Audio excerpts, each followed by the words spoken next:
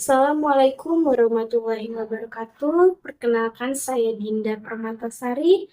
Di sini saya akan membahas dan juga menyampaikan materi mengenai demokrasi, kepemimpinan, dan penegakan hukum dalam perspektif Islam.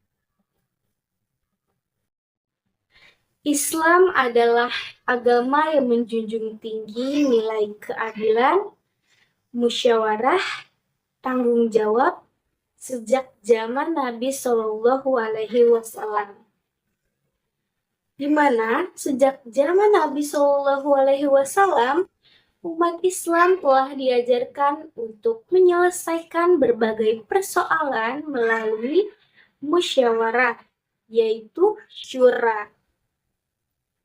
Syura itu sendiri merupakan arti daripada musyawarah, di mana dengan adanya syura ini, keputusan yang diambil merupakan hasil kesepakatan bersama dan juga mengutamakan kepentingan umat.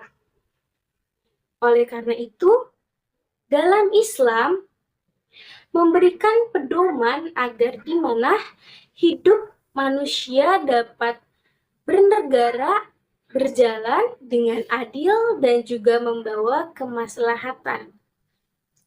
Nilai-nilai tersebut juga sejalan dengan prinsip demokrasi, di mana demokrasi itu sendiri adalah sistem pemerintahan yang menempatkan rakyat sebagai pemegang kedaulatan tertinggi, baik secara langsung maupun melalui wakil-wakil yang dipilih. Dalam Islam, demokrasi selaras dengan sejarah ajaran tentang persamaan kedudukan manusia di hadapan hukum. Pentingnya bermusyawarah, mengutamakan kemaslahatan atau kesejahteraan masyarakat itu sendiri. Dengan demikian, baik Islam maupun demokrasi sama-sama menjunjung tinggi nilai keadilan, kebersamaan, tanggung jawab dalam kehidupan berbangsa dan juga bernegara. Agar nilai tersebut dapat diwujudkan, diperlukan seorang pemimpin yang memiliki akhlak mulia. Dalam Islam itu sendiri, kepemimpinan itu bukan hanya sekedar jabatan atau kekuasaan saja, melainkan kepemimpinan itu adalah amanah dari Allah Subhanahu wa Ta'ala yang kelak akan dipertanggungjawabkannya nanti. Bagi seorang pemimpin yang bertugas mengarahkan, melindungi, dan melayani masyarakat demi terciptanya kehidupan yang tertib, adil, dan juga sejahtera. Oleh karena itu, pemimpin juga harus meladani sifat-sifat Rasulullah Shallallahu Alaihi Wasallam. Yang pertama adalah syidik, di mana syidik itu sendiri adalah jujur, yaitu berkata dan bertindak jujur sehingga memperoleh kepercayaan dari masyarakat. Kedua adalah amanah, di mana amanah ini adalah dapat dipercaya, yaitu seseorang itu mampu menjaga kepercayaan dan juga melaksanakan tanggung jawab dengan baik. Dan yang ketiga adalah fatonah, di mana fatonah ini merupakan cerdas, yaitu kemampuan berpikir, menganalisis masalah, mengambil keputusan yang tepat secara bijaksana. Yang keempat adalah tabligh.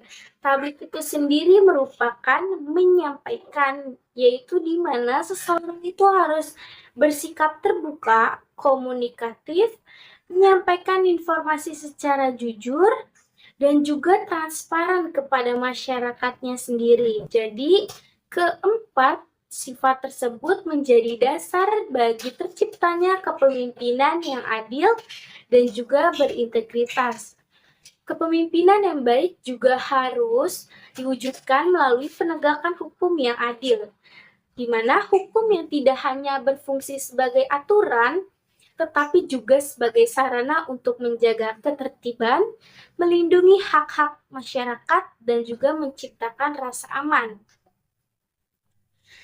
Penegakan hukum yang adil dilakukan secara adil akan meningkatkan kepercayaan masyarakat terhadap pemerintah serta menciptakan stabilitas dalam kehidupan bermasyarakat.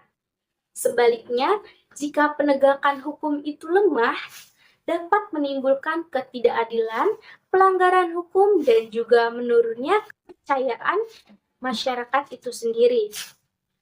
Dalam perspektif Islam, penegakan hukum itu harus berlandasan prinsip keadilan atau adl, di mana Al-Quran mengajarkan bahwa keadilan itu harus ditegakkan kepada siapapun tanpa membedakan kepentingan pribadi, sosial, agama, dan suku.